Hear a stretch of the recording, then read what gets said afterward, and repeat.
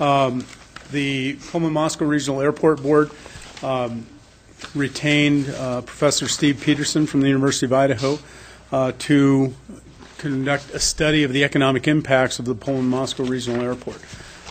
Dr. Peterson has a PowerPoint presentation, and Tony Bean, the Executive Director of the airport, also has a presentation to the Council tonight.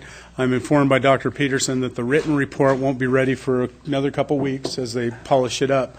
But because this was scheduled and the information is relevant, he'd like to be able to present the presentation tonight, and we'll get the written reports at a later time. So with that, I believe Tony's kicking this off. So, Tony Bean.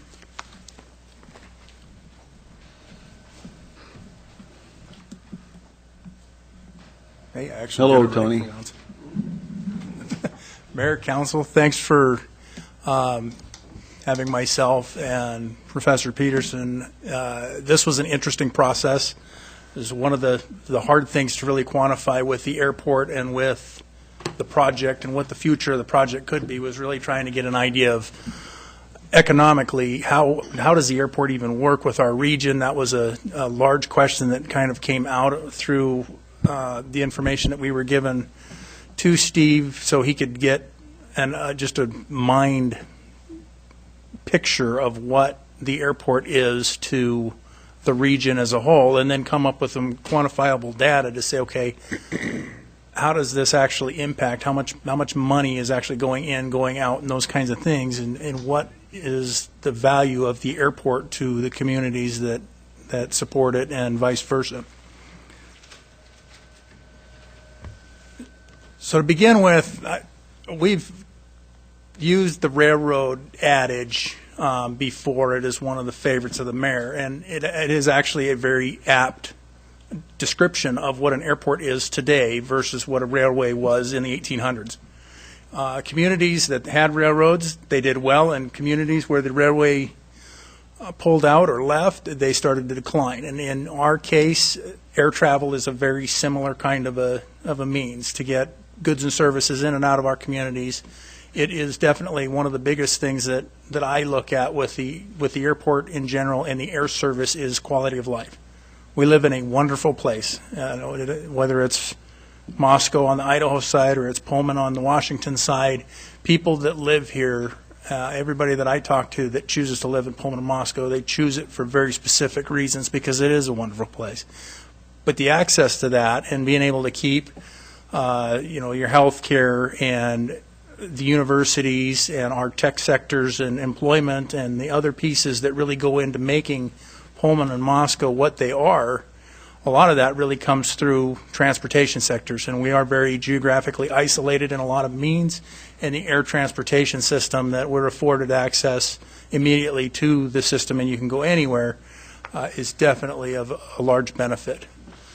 So the airport, it states, opened in 1932. The conversation with the airport was actually started in 1932. And the unique thing about this particular airport, it is the Pullman-Moscow Regional Airport, and it's been a joint effort since it started. So the operations, that's a landing and takeoff down towards the middle there, 71 based aircraft. Of that 71, 4 of them are jet aircraft that are corporate fleet with SEL. Horizon Air, Alaska Airlines subsidiary, they're now to 4 flights daily directly to Seattle, Tacoma. We went from 3 flights to now we're 4 flights. We're no longer tagged. We used to be tagged with Moscow, or not with Moscow, excuse me, with Lewiston, which means the plane would leave Lewiston, land in Moscow, Pullman, and then go on to Seattle. Since November, they've gone completely to a larger schedule, 3 flights a day. And so last year, calendar year end, we broke a record going over 40,000 enplanements and 80,000 total traffic through the airport terminal. This year we went over 50,000 enplanements and 100,000 people through the airport terminal. And next year is likely to grow, continuing that trend. So the realignment project really came down to the airline's choice for how to become solvent. Airlines really got hit very hard over 9/11 and subsequent years past that, and their largest costs are labor and fuel. And as fuels went up, now it's getting better now, but for a long time, we'd get small aircraft and you had a lot of frequency. And the airlines figured out how not to go bankrupt. They went through a bunch of bankruptcies, and they went through a significant amount of mergers. And to figure out how to get out of that, they started getting screamed at by their shareholders. You'd get value in a company, and then the company tanks. And airlines became very cost conscious and very capacity driven. So they started going to, well, how do we save money on fuel? You get bigger planes and less frequency. Our issue is the bigger plane and the less frequency. We're filling the larger plane, but the airport is not built runway and taxiway wise. It's too close, simply too close together for the size of aircraft that we land. We have averaged $2.5 million a year in federal grants for the last 5 years, and they're tied to that commercial service. Our grant capability is tied to the commercial need. And then the last bullet point there is always the big sticker is the cancellations. Because of the way the current runway is aligned and the terrain around it, we cancel an average of 124 flights in and out of Pullman-Moscow Regional. But even with the cancellations, we're breaking records annually and 20% growth. One of the great things about Alaska Airlines in general is they were able to take advantage. You hear about NextGen and what the airlines are doing with GPS technology. And they have private approaches now that they developed and paid for out of their airline coffers to get into Pullman-Moscow Regional at significantly lower standard than they used to be. The public approach says you can't land at the airport unless you can see the airport from 550 feet up and 1.5 miles out. Alaska's procedure says that 1.5 miles just shrank to 1 mile, and 550 feet turned into 320 on one end and 375 on the other. It's already saved us, estimating right now, since they instituted that in November, it's already saved us probably 30 cancellations that we would have normally canceled last year, but we haven't had to cancel this year. So as the technology gets better, it's not going to be instrument landing capability until we can move the runway, but they're doing everything they can to make the reliability as good as we can get it. Air service, air travel is important, and when you're rural and you're geographically isolated and you're as globally connected as the Palouse is, whether it's education or wheat or garbanzo beans or technological innovations, we're on the global market.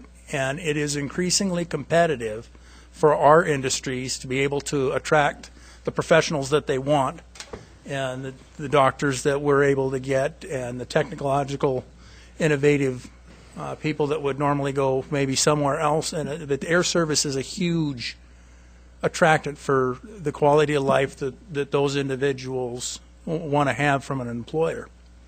So retention, as well as that, the attracting the good jobs and capabilities that we want to have for our employers in our region is very dependent on the air service. Higher education, one of the cool things that came out of this report as I was going through the process with Steve and handing him a whole bunch of information was really understanding that higher education is a large piece and always has been a large piece, but there are things that are spinning out of the higher education market in Pullman and Moscow and the universities themselves. We're dependent on those. That's a lot of direct employment. It's 13,946 people locally. And direct research dollars, 441 million. It's a sobering amount of how much activity actually comes in and out. High tech, this is one of the large pieces that is really being driven, and it's rightly so through the growth and expansion of Schweitzer Engineering Laboratories and that company's belief in keeping their headquarters in the Palouse. 4 jets are stationed at the airport, and they travel very consistently. But you've got a lot of spin-off firms now that have a lot of business interests with SEL and other businesses in the region, and it's growing just amazingly fast, and Steve will speak to that with the numbers that he was able to find. I didn't realize how fast and how unique that actually is in this particular part of the region. But they're highly mobile, and they need to have that traffic capability to be able to get around. So the future growth and the future capabilities of that particular sector are very, very keyed into transportation needs in and out, and air services is the largest piece that we have for that right now. The realignment is simply to meet standards. C3 aircraft has to do with how fast, the C part is how fast an aircraft comes into a runway, and the 3 is size. But it is designed to meet the Q400, which is our current aircraft that services the region. It will also meet the 737, which we utilize the 737s on both universities to transport athletics. And the shift is to take care of issues in cost, as well as to get a Cat 1, what they call a Cat 1 instrument landing system, which is at 200 feet decision height for a pilot in that half mile. So it's a little small, but this is the budget breakdown with a contingency fund of $119 million for the project. The project is still targeted at 89. We're still doing everything we can do to get efficiencies through all of those things, and there's a lot of just analysis and making sure that we're making prudent decisions engineering-wise and working with the FAA and trying to find all the efficiencies that we can without sacrificing the quality that we're going to need into the future with the runway. And with that, we get into the numbers, and I'm going to hand it over to Steve to be able to talk towards that. I will be available at the end, and I'll come back up for questions that anyone on the council or the mayor may have. Thank you, Tony.